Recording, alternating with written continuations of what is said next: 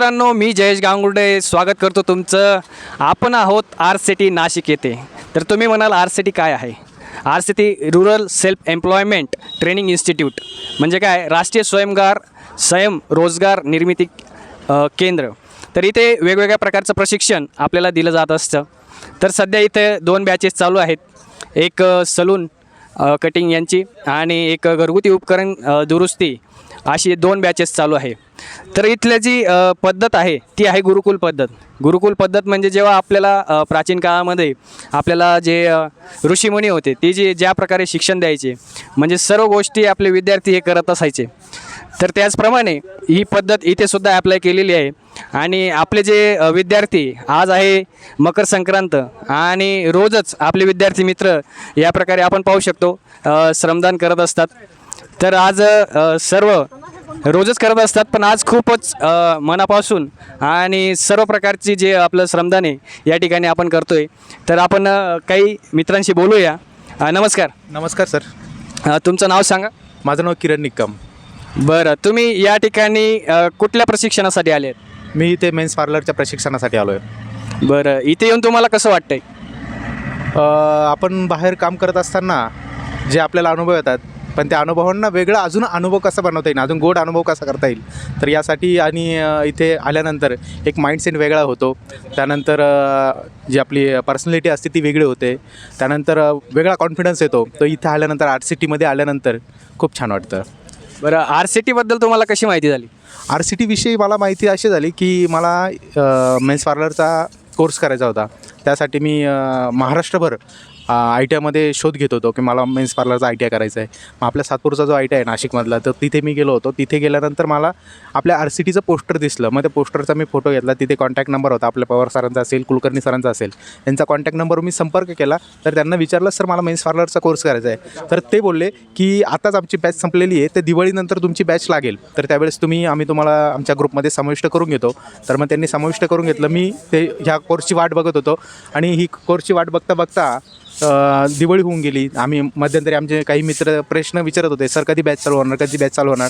तर जानेवारी नवीन वर्षात अखेर त्याला मुहूर्त लागलं.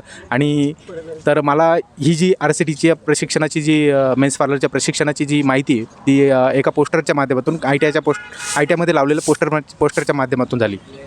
इथे येण्यासाठी तुमचं उद्दिष्ट काय? नेमकं काय तुम्ही डोक्यात विचार करून आले आहे तिथं? मी ऑलरेडी मेन्स पार्लरचं काम करतो, पण मग ते बेसिक लेवलचं काम करतो. पण मग अजून ॲडव्हान्समध्ये काय शिकता येईल आपल्याला, त्या RCTमध्ये आल्यानंतर आमचे जे अक्षय सर आहे, त्या अक्षय सरांनी आम्हाला जो कॉन्फिडन्स दिला की मी आज मेन्स पार्लर चालवत होतो, तर आजच्या घडीला माझ्यात इतका कॉन्फिडन्स आलेला आहे की मी आज युनिसेक्स चालवू शकतो. इतका कॉन्फिडन्स मला RCTने आणि आमच्या अक्षय सरांनी दिलेला आहे.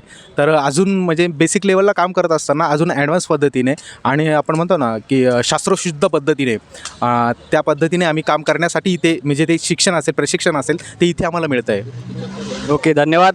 तुम्हाला पुढच्या भावी वाटचालीसाठी शुभेच्छा. चला तर मित्र, आपण अजून पुढे पाहूया.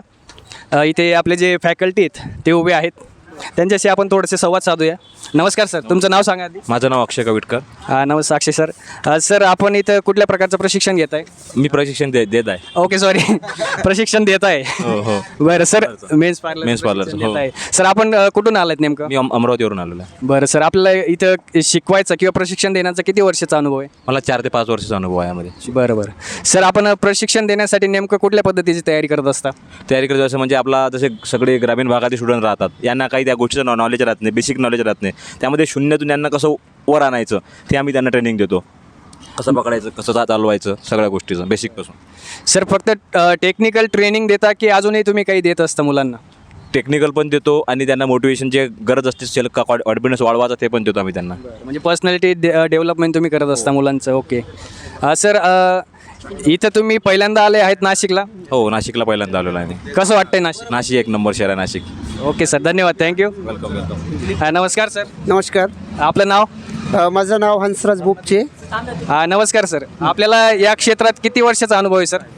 मला अनुभव खूप आहे. 20 वर्षाचा वर आहे ह्या क्षेत्रात. मी ट्रेनिंग जे देत आहे मी 20 वर्षापासून, जेव्हापासून RCTची ओपनिंग झाली 2000, माझा गोंदिया जिल्हा, मी गोंदियावरून बिलॉंग करते. आणि गोंदियाला 2011ला जेव्हा RCTची ओपनिंग झाली तेव्हा पहिली बॅच माझ्यापासूनच सुरुवात झाली. आणि तेव्हा असं वाटायचं की RCT म्हणजे काय हे आपल्याला कळतच नव्हतं. पण हा एक चांगला उपक्रम असल्यानं जे गावखेड्यातील गोरगरीब मुलं जे शहरात ट्रेनिंग घ्यायला जाऊ शकत नाही त्यांच्यासाठी हे एक निवासी सोय असून त्यांना एक चांगला प्रशिक्षण देऊन आपण त्यांचा जीवनमान उंचवण्यासाठी एक प्रयत्नरत असतो आणि त्यांना आपण आजपर्यंत खूप साऱ्या मुलांचा भविष्यत्व घडवलं आहे. हे माझा खूप चांगला अनुभव आहे. धन्यवाद सर. सर आपण कोणतं टेक्निकल प्रशिक्षण मुलांना देत असता? माझं जे सेक्टर आहे ते इलेक्ट्रिकल पॉवर अँड एनर्जी सेक्टरमध्ये मी जे सर्व इलेक्ट्रिकल सेक्टरमधले जे काही ट्रेनिंग होतात जसं इलेक्ट्रिक मोटर रिवाइंडिंग असेल, हाऊस वायरिंगचे असेल किंवा घरगुती उपकरण दुरुस्ती हे आपले वेगवेगळे जे इलेक्ट्रिकल सेक्टरमध्ये येणारे जे व्यवसाय असतात त्यांच्याबद्दल मी पूर्ण ट्रेनिंग देते. ओके सर, धन्यवाद आणि मकर संक्रांतीच्या तुम्हाला शुभेच्छा. थँक्यू.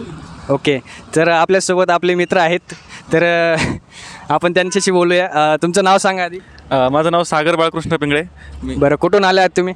मी पुण्याहून आलो आहे ट्रेनिंगसाठी. बरं, इथे येण्याचं उद्दिष्ट काय तुमचं? इथे येण्याचं उद्दिष्ट म्हणजे मला स्वतःचा स्वयंरोजगार सुरू करायचा होता. स्वतःचा स्वयंरोजगार करण्यासाठी लागणारं प्रशिक्षण आणि लागणारी दिशा मला RCTतून मिळत आहे.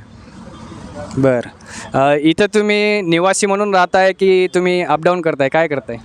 इथे मी सध्या निवासी म्हणून राहत आहे.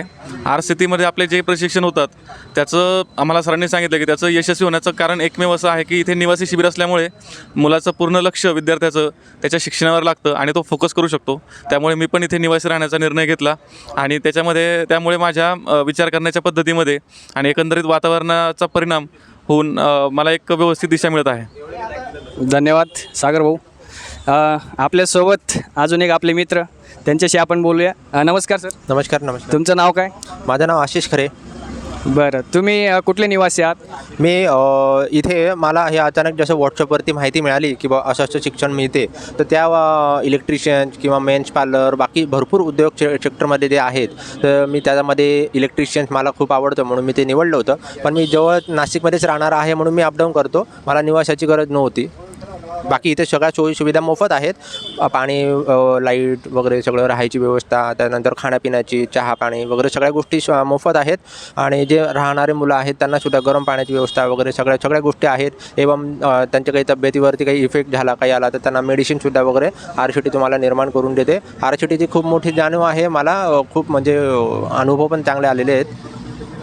त्यानंतर बऱ्याचशा काही गोष्टी ज्या आहेत टेक्निकल नॉलेजमध्ये वगैरे किंवा भरपूर काही ट्रेनर्स वगैरे जे आहेत त्या ट्रेनर लोकांनी पण भरपूर खूप नॉलेज वगैरे दिलेले आहेत. आणि इथे जे बाहेर गावचे जे ट्रेनर्स आहेत ना ते येतात आणि इथले जे सगळे जे एम्प्लॉई लोक जे आहेत ते बॅक ऑफिसचं वर्किंग करून सगळं मार्केटिंग करून जे जास्तीत जास्त ग्रामीण भागातल्या पोरांना पोहोचवण्याचा प्रयत्न करतात. आणि तिकडनं हे सगळं पोरांची बॅच सुरू झाल्यानंतर मग बाकीचे जे ट्रेनर्स वगैरे जे आहेत बाहेर गावून ते पण आपल्याला मोफत शिक्षण देतात आणि जे काही अडचणी आल्या ते पण आपल्याला समजून सांगतात.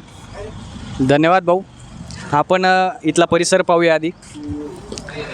या साईडला आपण गेलो तर असा एक खूप मोठा 4 एकरचा परिसर आहे, ज्यात खूप सारे झाडं झुडपं आणि बऱ्याचशा गोष्टी आपण पाहू शकतो. माझ्यासोबत कॅमेरामॅन विक्रांत. आपण पाहू शकतो इथे मुलं श्रमदान चालू आहे. या ठिकाणी समोरच्या भागात आपण पाहू शकतो विद्यार्थी मित्र श्रमदान करतायत आणि हे रोज असतं. याचं कारण असं आहे की ही गुरुकुल पद्धत आहे.